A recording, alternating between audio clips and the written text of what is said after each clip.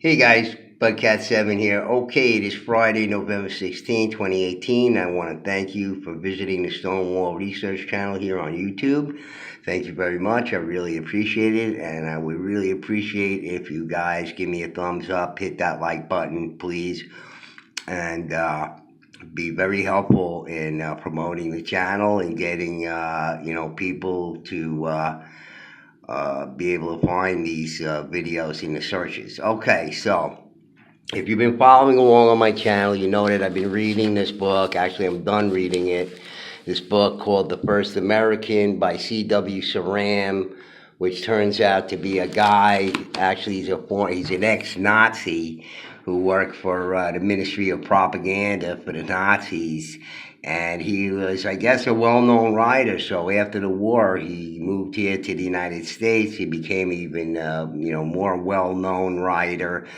And they actually give an award, a C.W. Ceram award to for people in archaeology, in the field of archaeology. So evidently he's a very important man as far as archaeology is concerned. But he was just a writer, and I think these books that he's written here are basically, the stories that you'll never hear in mainstream academia anywhere. You won't hear it from guys like this Kenneth Fader.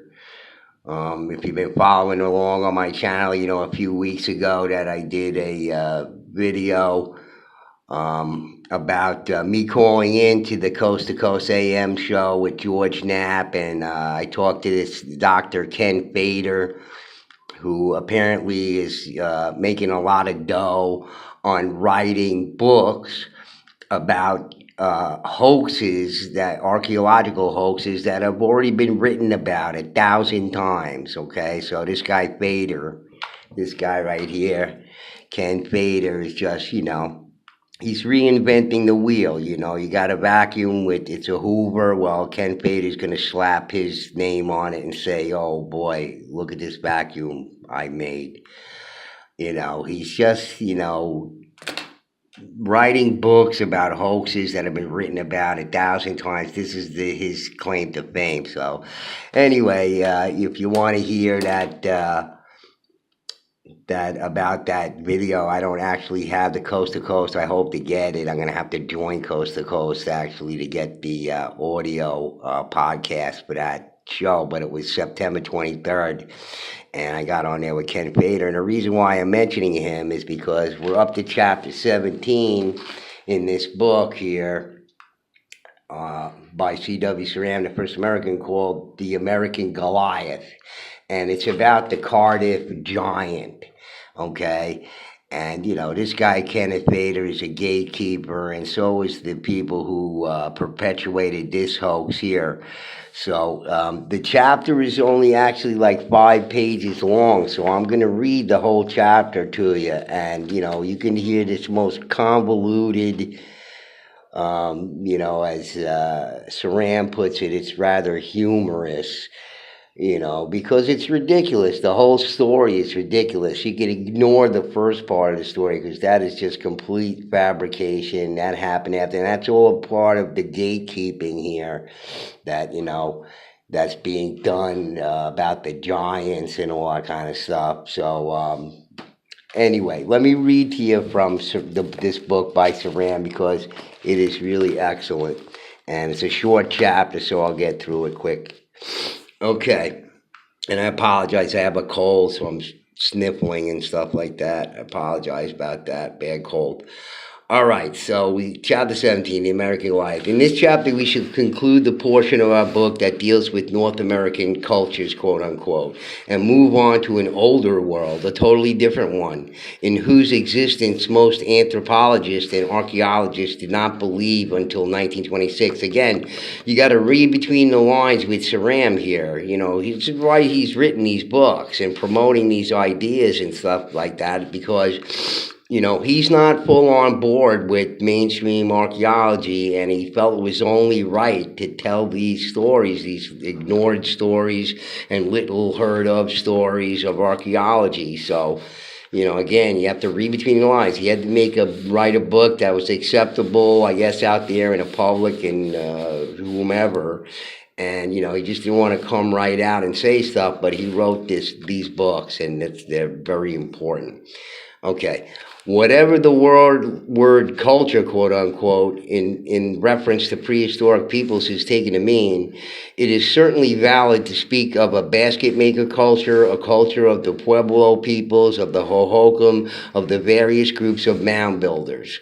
For we must conceive of all these peoples as living in differentiated societies based upon the domestication of maize. These all present an enormous contrast to the life of the roaming hunters who inhabited the continent thousands of years earlier. Small groups struggling for sheer survival, battling with prehistoric animals, the mighty woolly mammoth, the bison, and the giant sloth. Fossils of these ancient animals were found in abundance, but for a long time it was assumed that no traces of man's activity would ever turn up in conjunction with them. Only in the old world, the premise was, had man been so ancient a resident. In this book, we have laid considerable stress on the wrong path science has taken, as well as the right ones, to illustrate the point that science is, in the most literal sense, a quest for knowledge. In the same spirit, therefore, we shall tell, quote, the true moral and diverting tale, unquote, of the Cardiff giant, also known as the American Goliath. The story has its humorous aspects, for it is concerned with a gigantic hoax. But inasmuch as it happened in America, the hoax was on a larger scale than elsewhere, and the forged fossil involved was also larger than life. The episode is also evidence of how little science knew about human fossils a century ago. The story opens in 1866 and oddly enough begins as a theological dispute between a tobacco farmer and a minister in a small town in Iowa. Okay, so this is the gatekeeper part of the story. The part of the story that they added after, okay? It got out about the giant, where it was, etc. This is the part they added after to keep the gatekeeping aspect of this in full flux. The story opens in 1860, oddly enough begins in a theological dispute between a tobacco farmer and a minister in a small town in Iowa. The Reverend Turk obstinately insisted that there were giants in the old days. For so it stood in the Bible, and whatever was in the Bible had to be true.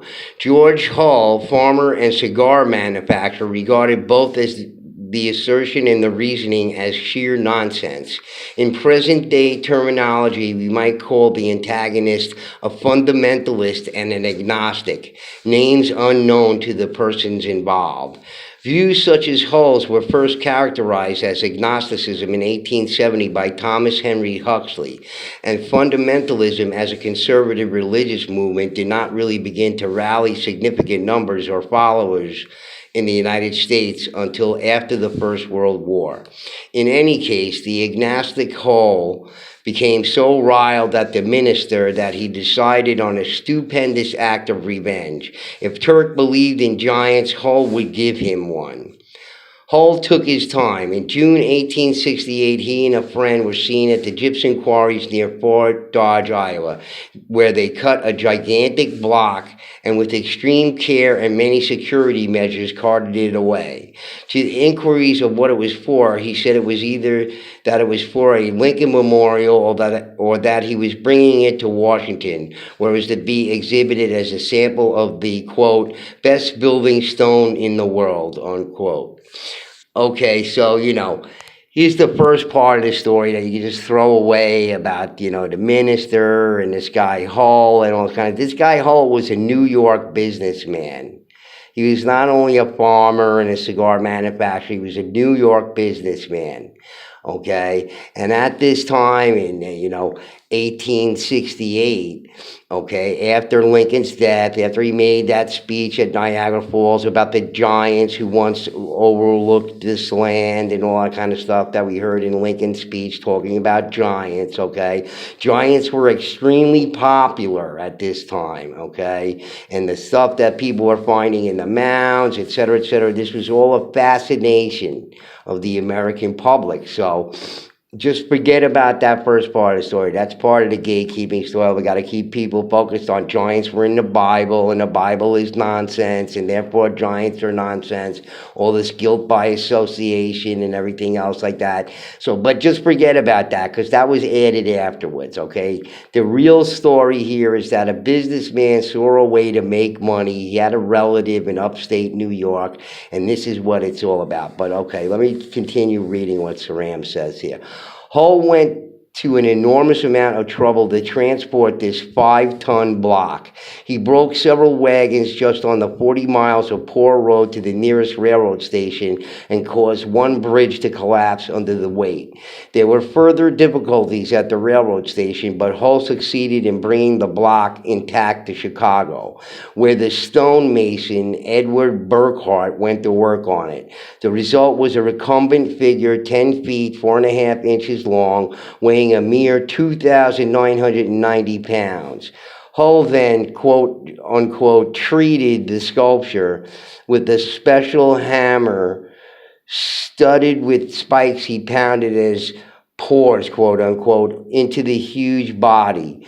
Then he washed the stone in acids to give it the appearance of venerable age and transported it to farther by railroad in an iron-bound chest and by wagon by way of Detroit and Syracuse to the small town of Cardiff south of Syracuse, New York.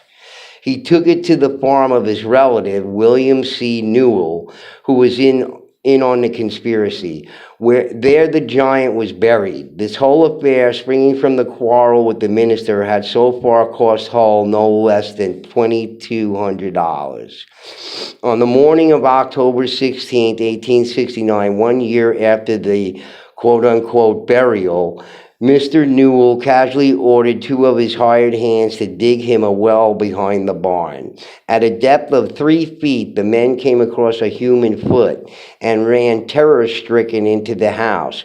Within a few hours, the whole neighborhood had heard about the find. Within a few days, thousands, literally thousands, of persons poured into the area to see the giant, which had been carefully unearthed and was now presented to view in all its great size and bleached beauty. From the very first moment, opinions were divided, but by and by, the rather vague views of a respected businessman prevailed. This is not a thing contrived of man, but the face of one who lived on earth, the very image and child of God, unquote. Someone else opined that it was a forgotten monument to George Washington. A third suggested that it was a statue put up by the first Jesuits in the country and meant to frighten the Indians.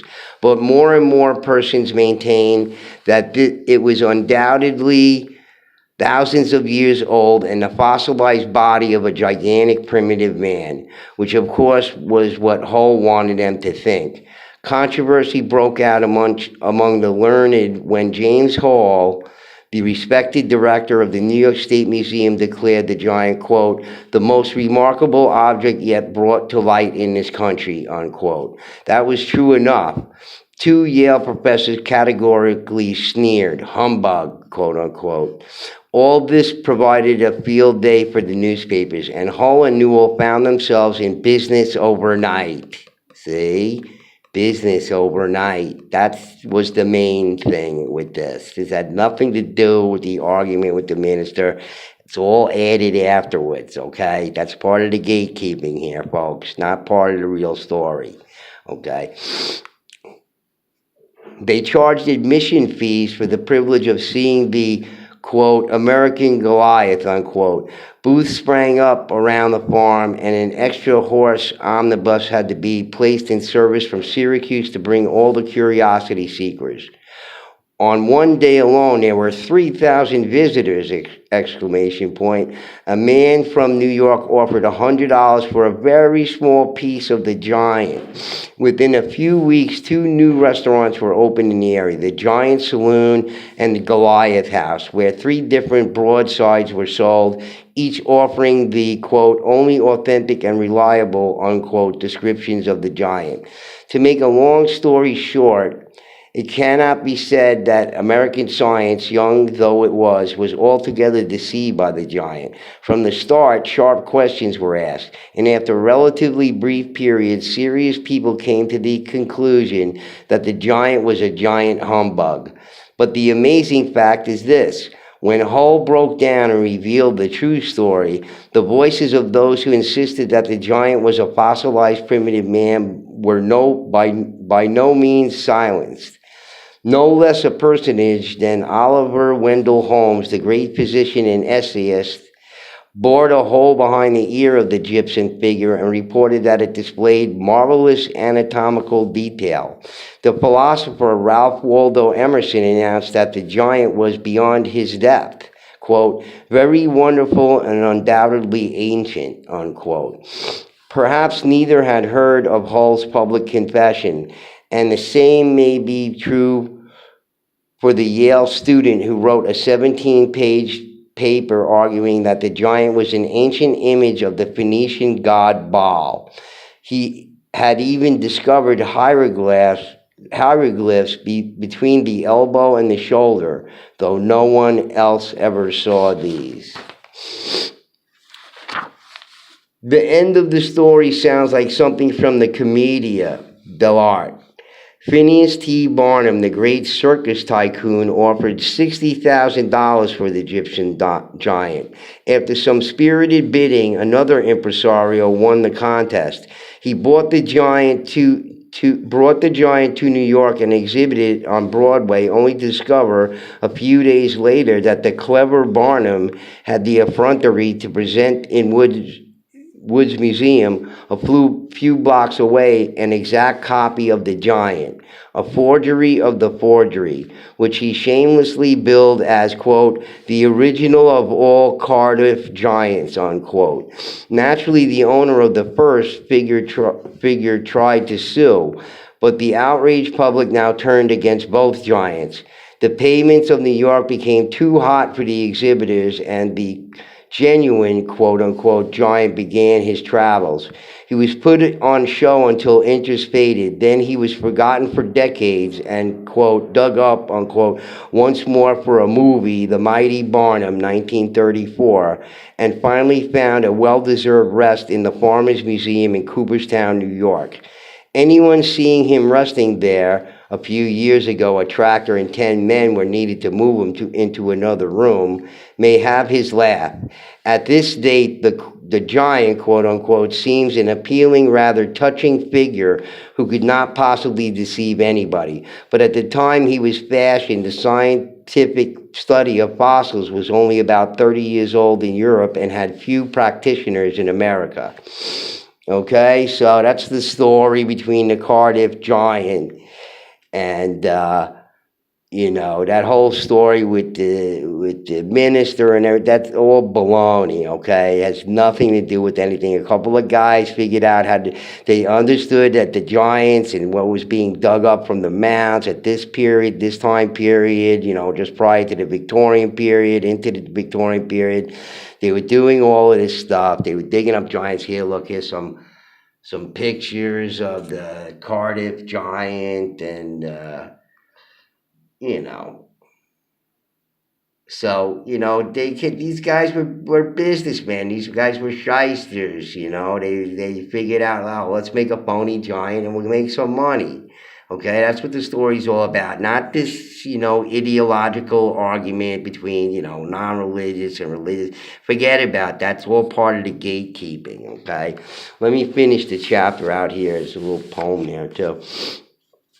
It is not surprising, therefore, that there could be still other cases of this sort, not such colorful ones, but interesting enough to merit reporting. One was the case of the Calaveras skull, of which a daily newspaper in 1866 wrote as follows, quote, a human skull has been found in California in the Pliocene Formation. This skull is a remnant not only of the earliest pioneer of this state, but the earliest known human being. The skull was found in a shaft 150 feet deep, 2 miles from Angels in Calaveras County by a miner named James Watson, who gave it to Mr. Scribner a merchant, who gave it to Dr. Jones, who sent it to the State Geological Survey. The published volume of the State Survey of the Geology of California states that man existed here contemporaneously with the mastodon, but this fossil proves that he was here before the mastodon was known to exist. In fact, Professor Josiah D. Whitney of the State Geological Survey confirmed this view in 1880. As he reported, but he examined the circumstances of the find as a geologist and not as an archaeologist, the skull had unquestionably been located in geological strata of the last epoch of the Tertiary, the Pliocene, hence was older than the Ice Ages, several million years old. If that were true, man had been present in America earlier than in Asia, Africa, or Europe. Interestingly enough, it was not a scientist, but a writer who scoffed a bit at this theory, namely Bret Harte, then already world famous as a master of the short story. In 1907, some years after these lines were written, an anthropologist, Alice Hrdlicka, who was equipped with far more knowledge than his predecessors, published the truth about the Calaveras man. It could only have been a prank. Someone had planted this skull in a geological stratum from which it could not possibly have originated.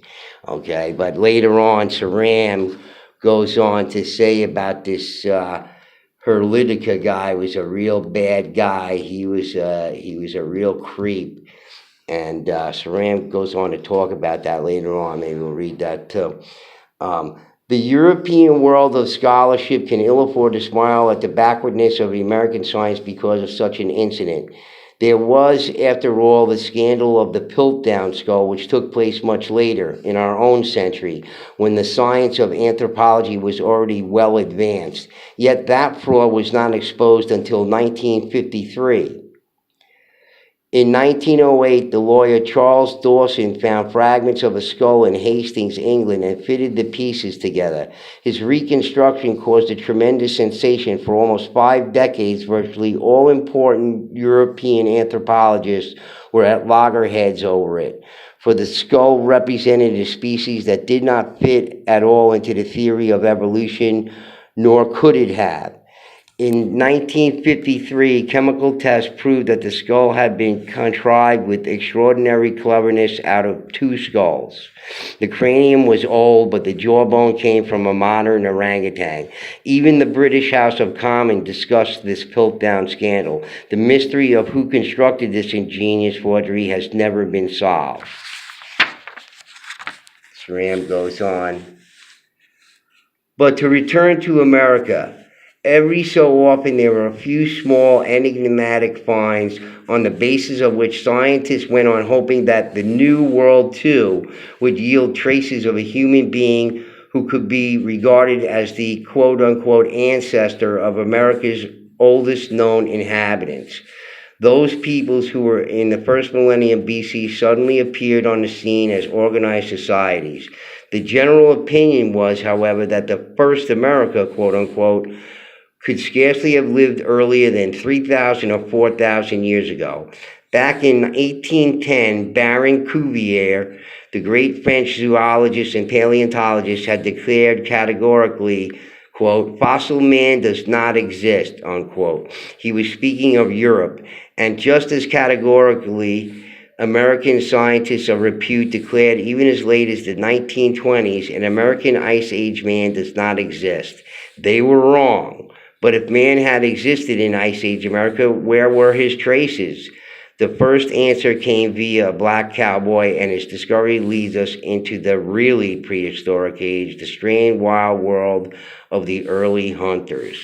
Okay, so I just wanted to read to you about the Cardiff giant there, and, just, discuss, this crazy story, because that's what it is, a crazy story. But you can see how the gatekeeping part of this works. And I mean, this is why Ceram is putting, you heard what he said on there about prehistoric man. He's saying, yeah, okay, this is a hoax, but there were a lot of giant skeletons being dug up around the United States. It was extremely popular at the time. And these guys were businessmen. I figured out how to make money. There is no ideological component to this whatsoever. That was added later on to, be part of the whole gatekeeping scheme, okay, to keep the reality of the giants, under wraps. All right, guys. So anyway, I wanted to read this chapter for you from Ceram's book, The First American, and then at some point, maybe later on, we'll get into this next book by Ceram. Some great stuff in there, but I'm not done with the other one yet. All right, got some more stuff for you. All right, guys. Bugcat7 signing out. See you at the next video. Peace.